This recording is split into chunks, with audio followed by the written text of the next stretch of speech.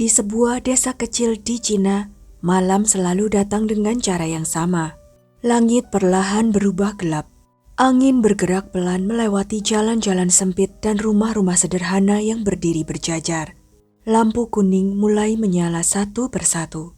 Suara televisi terdengar samar dari dalam rumah. Orang-orang pulang dari ladang membawa cangkul di pundak. Sebagian mencuci tangan yang masih penuh tanah, sebagian lagi menyiapkan makan malam. Lalu setelah hari mulai larut, pintu ditutup, lampu dipadamkan, dan satu demi satu orang mulai tertidur. Di tempat seperti itu, hampir semua orang saling mengenal. Mereka tahu siapa yang tinggal di rumah ujung jalan. Mereka tahu keluarga mana yang baru punya anak.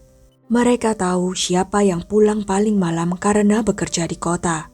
Dan karena itulah mereka percaya pada satu hal, bahwa rumah adalah tempat paling aman. Bahwa setelah pintu tertutup, tidak ada lagi yang perlu dikhawatirkan. Namun setelah beberapa tahun, keyakinan itu mulai hancur. Karena di balik gelapnya malam, seseorang sedang bergerak diam-diam. Ia tidak memakai topeng. Ia tidak membawa senjata yang aneh. Ia tidak datang karena dendam. Dan mungkin justru itu yang paling mengerikan. Karena orang itu membunuh hanya karena dia ingin membunuh. Inilah kisah Yang Xinhai, pria yang kemudian dikenal sebagai salah satu pembunuh berantai paling mengerikan dalam sejarah modern Cina.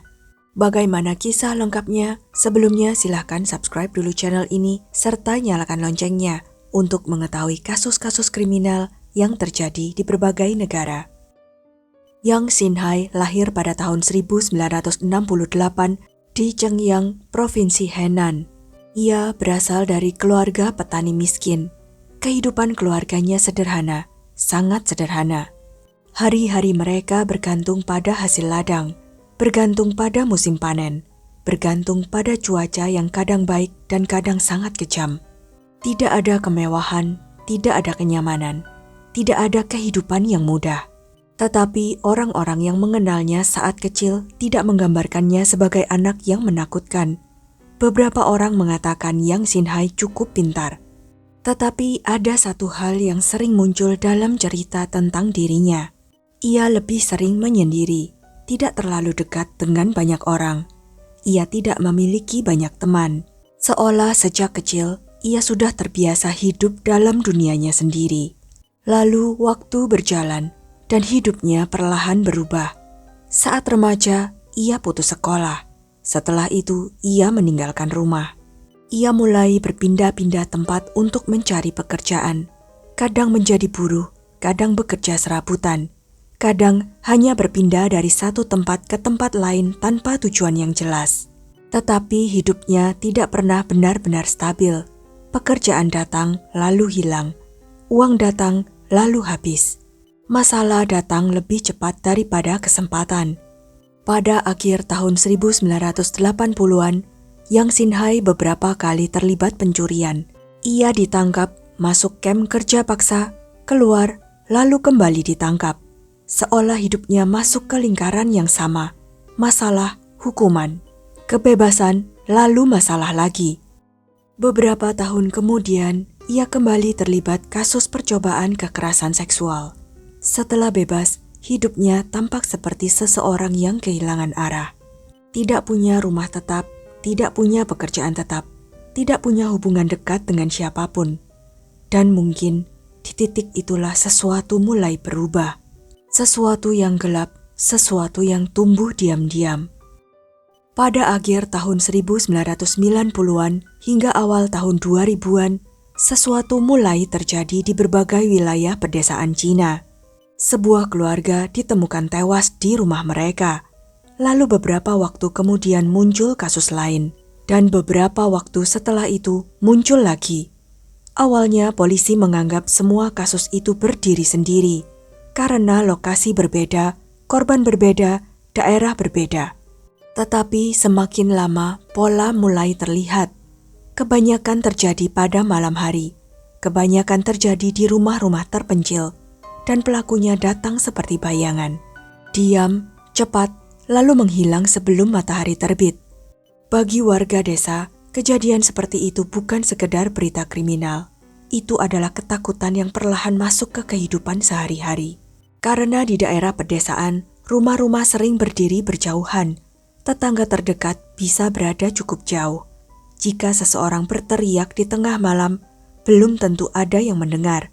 Jika sesuatu terjadi, bantuan mungkin datang terlambat. Dan Yang Sinhai memahami hal itu. Ia tidak mencari rumah mewah, ia tidak mencari rumah besar. Ia mencari rumah yang sunyi, rumah yang jauh dari keramaian, rumah yang membuat orang lain sulit mendengar suara apapun. Saat malam semakin larut, ia mulai mendekat. Kadang berjalan kaki, kadang menggunakan sepeda. Ia memperhatikan keadaan sekitar, menunggu, mengamati, memastikan tidak ada orang yang melihat. Lalu ketika keadaan dirasa aman, ia masuk. Senjata yang digunakan bukan sesuatu yang istimewa. Kadang palu, kadang kapak, kadang alat pertanian. Benda-benda biasa, benda yang bisa ditemukan hampir di mana saja. Dan justru itu membuat polisi kesulitan. Tidak ada pola senjata yang benar-benar jelas. Tidak ada petunjuk yang kuat. Tidak ada jejak yang konsisten. Yang Sinhai juga sering memakai sepatu yang ukurannya lebih besar daripada ukuran kakinya sendiri. Sehingga jejak yang tertinggal membuat penyidik mencari orang yang salah. Ukuran kaki yang salah, perkiraan tubuh yang salah. Seolah pelaku sengaja mengarahkan semua orang ke arah yang salah. Setelah semuanya selesai, ia pergi. Ketakutan mulai menyebar dan rasa takut memiliki satu sifat yang aneh. Ia tumbuh jauh lebih cepat daripada kabar baik. Orang-orang mulai mengunci pintu berkali-kali sebelum tidur. Ada yang tidur sambil meletakkan senjata di samping tempat tidur. Ada yang berjaga sampai pagi. Anak-anak diminta pulang sebelum gelap. Dan untuk pertama kalinya, banyak orang mulai takut pada suara-suara kecil yang sebelumnya tidak pernah mereka pikirkan. Sementara itu, Yang Sinhai terus berpindah. Henan, Hebei, Shandong, Anhui, dan berbagai wilayah lain. Masalah terbesar bagi polisi saat itu adalah keterbatasan sistem informasi. Banyak penyelidik bekerja sendiri-sendiri. Mereka melihat kasus di daerah masing-masing, tetapi mereka belum melihat gambaran besar. Setiap kasus tampak seperti potongan pasal yang terpisah. Di satu tempat ada jejak kaki, di tempat lain ada pola serangan yang mirip. Di tempat lain lagi, ada waktu kejadian yang hampir sama. Tetapi tidak ada yang langsung menghubungkan semuanya. Dan selama bertahun-tahun, Yang Sinhai terus bergerak seperti seseorang tanpa rumah, tanpa tujuan, tanpa tempat untuk kembali.